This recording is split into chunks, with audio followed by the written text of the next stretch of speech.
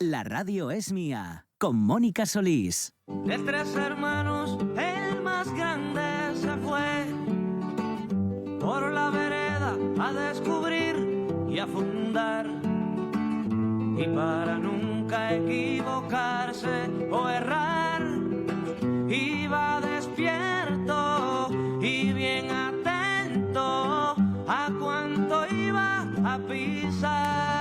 12:43 de la mañana. Si viajábamos antes con la magia de Miguel Trevín por esos sones cubanos, vamos a hacer ahora esa parada, ese viaje del cuento que nos hace nuestro narrador oral, David Acera. ¿Qué tal? Buen día, David. Muy buen día, Mónica. ¿Qué tal este puente? Bueno, pues bien, estuve unos días de vacaciones, la verdad, que me han sentado muy bien y volví ayer justo a Asturias con este día espectacular que se repite hoy. Sí. Encantado, ¿no? Porque cuando el sol sale en nuestra tierra, pues es un espectáculo maravilloso. También necesitamos la lluvia, amigo. También, eso es. Hay este rap de este hombre, bueno, que siempre dice, ¿no? Que qué bonito Asturias con tanto verde, pero qué pena que llueva tanto. Dice, bueno. Cosa, obviamente tiene que ver con la otra. Sin lluvia no hay verde, no hay bosque y no hay vida en nuestra tierra. Pero también es verdad que cuando sale el sol parece esto casi verano incluso, ¿eh? Ya te digo. Te iba a preguntar, ¿se cuenta igual los cuentos en verano que en invierno? No qué cuentos, sino la manera de contarlos. ¿Somos más alegres cuando el tiempo, meteorológicamente hablando, acompaña? No, a mí me afecta mucho a mi carácter, ¿no? Pero yo creo que esa pregunta, o sea, al final somos personas los cuentacuentos también, ¿no? Entonces esa pregunta yo te la volvería a ti, ¿no? O a cualquier persona. Es decir, ¿cómo nos afecta el tiempo, las horas de luz, de sol o lo nublado a nosotros y a nuestro ánimo? Y lógicamente ese ánimo de alguna manera se cuela en nuestras narraciones, en nuestros cuentos, porque son algo vivo y hecho en directo, ¿no? A mí, por ejemplo, reconozco que cuando enganchamos muchos días seguidos con un tiempo del que era típicamente asturiano, nublado y con orvallo, me afecta mucho al ánimo, ¿no? En cambio, bueno, pues con días como hoy, con este sol, pues la verdad es que te dan ganas de trabajar, de contar y efectivamente estás más alegre y seguramente eso de alguna manera se nota en los cuentos, aunque yo cada vez que cuento cuentos me vengo siempre muy arriba y es como un chute de energía, ¿no? Es una suerte cargar vida y energía con el trabajo de uno, pero es lo que me pasa a mí. Ya lo sé, David. ¿Qué nos traes hoy? Aparte de tu magia a la hora de hacer sol, incluso orvallar, tu magia cuando cuentas los cuentos, necesitamos ahora nosotros un poco de magia. Ahí alrededor de la 12 menos cuarto, no, 1 menos cuarto del mediodía ya, queremos un cuento. Pues David. mira, hoy quería hablaros un poquito de pájaros y luego contaros una pequeña fabulita de pájaros, porque el otro día contábamos y por eso enganchábamos en el último programa con esta temática, que de alguna manera, bueno, los pájaros, las aves son una de mis pasiones. Yo cuando era niño me gustaba poco ir al colegio, la verdad, tenía una salud Qué raro. un poquitillo frágil que estiraba también para poder quedarme en la cama leyendo muchos días, que era lo que más me gustaba a mí hacer, sobre todo pues los libros de divulgación animal y científica de Félix Rodríguez de la Fuente, que soy yo de esa generación, y sobre todo de pájaros. Y total que ahora estoy en una etapa de mi vida como que hago siempre lo que me sale del cuento, lo cual es una suerte, y vuelvo me lo voy a aplicar a... eso, lo que me sale del cuento, sí señor. Y eso en mi caso es volver a mirar a muchas de las cosas que me emocionaban en la infancia, ¿no? Yo creo que no sé si a todos nos pasa, pero a mí desde luego sí, lo que yo soy pues lo era hace 40 años, muy muy similar en ciertas cuestiones. Obviamente cambias puntos de vista, manera de estar en el mundo, qué eres, muchas cosas, pero hay cosas que siguen ahí, y en mi caso la pasión por las aves está, ¿no? Yo siempre digo que los cuentos son como los pájaros que viajan de un país a otro, de un continente a otro, sin perder la esencia de lo que son, pero adaptándose a la realidad profundidad a la que llegan. Y mis viajes son viajes siempre de pájaros. Aquí monté durante un año el que fue, creo que el único programa de televisión en streaming, en directo del país dedicado a las aves. Se llamó Pasearinos Televisión. Lo hice con otros amigos míos de comunicación, me lo dijo Pérez y el estudio, Sí. que me daban un poco de cobertura en esta aventura, que funcionó muy bien, que tuvo miles de visitas, que intenté convertir en programa de televisión, pero de momento no fue posible. Veremos si con el Veremos. tiempo Ahí está. lo conseguimos, ¿no? Y allí, bueno, pues hablaba mucho de aves de aquí, con Dani López Otín, hijo de uno de los científicos más conocidos también de esta región y uno de los pajareros más importantes de Europa. Él es médico, Dani, colgó la bata y se dedica a enseñar aves por todo el mundo. Mónica, ese es su Fíjate. trabajo. Enseñar pájaros a gente que viaja por todo el mundo para ver una determinada especie.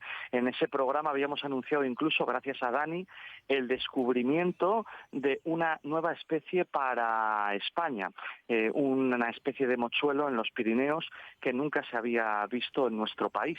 Y esto no ocurría desde los años 80 del siglo pasado. Y lo dimos en exclusiva en nuestro programa gracias a nuestro compatriota Dani. Y hacíamos muchas cosas, la verdad. Qué maravilla. Y ese fue un programa que siempre te dan ganas, como no, de repetir, no como la radio aquí, que me liasteis un poco de mala manera, porque a mí siempre me apetece. No.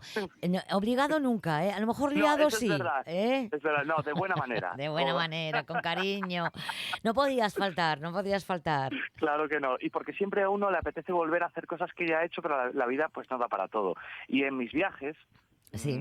a lo largo del mundo, bueno, pues he visto de todo. En África, un pájaro precioso que allí le llaman lila, parecido al abejaruco, grulla coronada, que aquí las vemos en los jardines zoológicos, pero ya las vi en su hábitat natural, bajando en una ocasión un volcán en activo que hice, una montaña, un 3000 que subí, a la bajada, que yo venía destrozado. Pues uno de mis recuerdos que te quedan así grabados siempre en la cabeza es bajo un buen sol, las golondrinas navegando por encima de los enormes pastizales a los pies del Ordoño Ndogay, que así se llama el volcán, pues como aquí cuando van a beber agua sobre los ríos, ¿no? Y rodeándote, una maravilla. Luego me encantan los colibríes, los he visto, el más grande del mundo, los más grandes del mundo son los de Chile y Argentina, allí le dicen picaflor. En las montañas, en los bosques nublados de Venezuela estuve durante horas dando de comer a colibrís. Allí hay 100 y pico de las 300 especies documentadas de colibrí, viven en ese tipo de bosque, que es una franja muy estrechita, pero con una biodiversidad enorme que comparte pues Venezuela, Colombia, otros países. Allí Pues le estuve dando dicen de que si comer. ves un colibrí, o sea, imagínate tú que has visto tantos, y yo conozco una servidora que lo lleva tatuado, Sí. simboliza el estar bien, ¿no? Todo lo que te pase va a estar bien, que todo va a estar bien, ¿no? El colibrí, hoy no os voy a contar cuentos de colibrí, tengo uno que me encanta, pero os lo dejaré ahí igual de otro día o no. Pero el colibrí simboliza muchas cosas en América, simboliza la vida. Tú ten en cuenta que en todos este tipo, donde hay colibrís, los colibrís sirven lo mismo que aquí sirven las abejas, para polinizar. Por eso estamos tan preocupados cuando desaparecen las abejas Correcto. en nuestro país, porque detrás desaparecemos nosotros. Quiero decir que polinizan, gracias a ellas tenemos alimento. Pues con el colibrí ocurre lo mismo allí, ¿no? Y también tiene sus problemas y hay mucha gente implicada en su conservación, ¿no? Porque también están desapareciendo y están muy preocupados, porque incluso hay determinadas plantas que dependen de una sola especie de colibrí que tiene exactamente el pico que necesitan para polinizar, ¿no? Por ejemplo, grandes árboles. Y luego en Cuba está la más pequeñita de las especies de colibrí, allí le dicen zunzuncito. Y todas las mañanas en mi barrio de La Habana, que es Playa, que ahí viví con mis amigos Gustavo e Isabel, que me alojaron bastante tiempo. Bueno, pues allí todas las mañanas, en una bugambilla que había plantado Isa, y otras plantitas que había, pues llegaba siempre un zunzuncito. Y el ruido es espectacular. Yo tengo vídeos que pongo a los niños y menos niños cuando cuento cuentos, que suena el aleteo de un colibrí, que es como... Qué maravilla, por favor. Es una pasada escucharlo. Y luego también, yo qué sé, es que las aves son... En en Venezuela, en Caracas, todas las tardes. Yo la primera vez que me agarran en el aeropuerto, para llevarme a mi destino, de repente estoy parado en un semáforo y empiezo a oír un ruido de loros, pero ensordecedor, que se sobreponía al tráfico. Miro para arriba y justo por encima me estaba pasando una bandada de cientos de guacamayos. Fíjate. Porque la mayor población salvaje del mundo de estas enormes loros, los loros más grandes del mundo, están en Caracas y no son oriundos de allí. Pasa como con las cotorras de pecho gris de Madrid o de Barcelona. Fueron llevadas allí, en este caso por la gente rica, que se las sacaba del Amazonas, se las llevaba a casa. En el Amazonas casi no quedan, y en Caracas hay una población enorme que amenaza también a otro guacamayo más pequeño que vivía originalmente allí. Pero bueno, son estas cosas que hacemos los seres humanos, pero Sí. que no dejan de ser unos espectáculos, porque yo las veía volando, porque toda la gente les pone fruta en las terrazas y van a comer fruta a casa de la gente, que no es que sean animales domésticos, son salvajes, pero tienen esa dinámica. Qué Y, maravilla. bueno, Yo lo y en que quiero es Panamá el cuento tucanes. ya, ¿eh? Ay, el cuento, vale, pues el cuento sí, porque si no, No, es no que, me da tiempo. a ver, no, si yo, tus aventuras a mí me encantan, porque además de viajo y todo, me lo imagino y ya les veo comiendo en mi Bueno, nada, terraza. pero el cuento, pero hay que sudar la camiseta, Ahí así que está. sí. Bueno, pues No, este cuento, es que nos quedan 6 minutinos, tal, cielo. Entonces pues digo yo, vamos a ir, ¡ay, por favor! dime, vamos para allá. Venga, Como os hablaba un poco ¿ponemos de... la música de pájaros o te ponemos la Venga, misma que tú pon lo tienes? que quieras, Pájaros, pon lo que tú quieras. pájaros, venga. Venga, pon pajarillos allí. Bueno, las aves suenan de muchas maneras, entre otras como las que podéis estar escuchando ahora mismo al fondo de Ni Hablar. Pues como decía antes, no entienden de fronteras, pero los seres humanos a veces sí. Y esta historia que os quiero regalar hoy de alguna manera reflexiona sobre esto. Y dice así: y érase que se era que hace años, muchos años, un granjero salió, pues de su finca y recorrió el campo que rodeaba a sus posesiones. Y hete tú aquí que en mitad de una calella, de un caminín, se encontró una perdiz con una ala rota. No podía volar el pobre pájaro y el granjero vio una buena oportunidad en recoger a la pequeña perdiz y llevarla a su granja con el propósito de criarla, como en ocasiones se hace con estos pájaros. Depositó el granjero la perdiz dentro del gran gallinero de su granja, donde vivían sus dos grandes gallos. Eran estos animales imponentes, de plumas relucientes, de espolones afilados, y nada más ver a la pequeña perdiz dentro de sus dominios comenzaron a decirle: ¿pero qué haces aquí, enana? Este no es tu sitio. ¿Qué vienes aquí a comernos nuestro grano? Lárgate de aquí, perdiz. Y después de las malas palabras comenzaron las malas acciones. Comenzaron a golpear al pequeño animalillo, primero con las alas, pero después comenzaron a rasgar la carne de la pequeña perdiz con sus grandes, acerados y afilados espolones, con tan buena suerte de que justo en ese momento pasase al lado del gallinero el granjero, y al ver en mala situación a la pequeña perdiz, entró dentro del gallinero, la agarró, la metió dentro de una jaula y se marchó.